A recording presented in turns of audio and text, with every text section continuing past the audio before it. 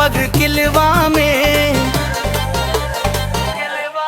ये नाम बदनाम भइल पूरा जिलवा में, बन भइला अपराधी बरता पग किलवा में। रंगदारी करे से नहीं रोक जाने मन, बचपने से है गोली बंदूक शौक जाने मन।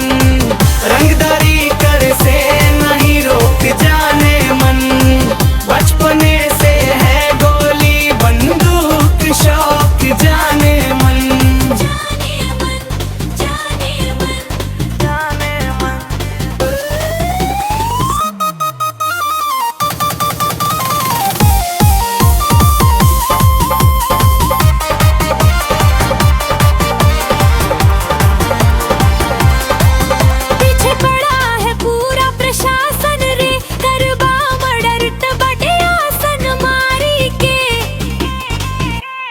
अरे की पीछे पड़ा है पूरा प्रशासन रे, करबा मर्डर ते बैठल बाटे आसन मारी के।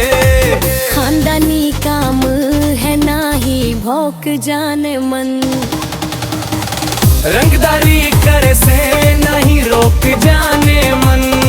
बचपने से है गोली बंदूक शौक जाने मन, रंगदारी करे से नहीं रोक जाने मन।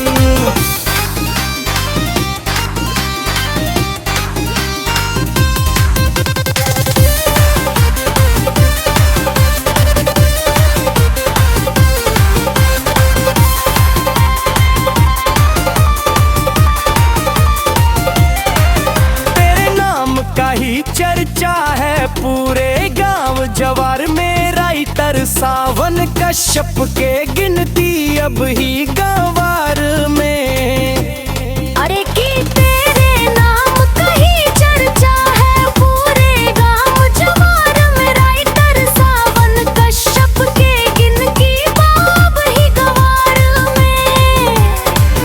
आशीष मन के ऊपर करना ही शक जाने मन, बचपने से है गोली बंदूक शौक जाने मन। रंगदारी कर से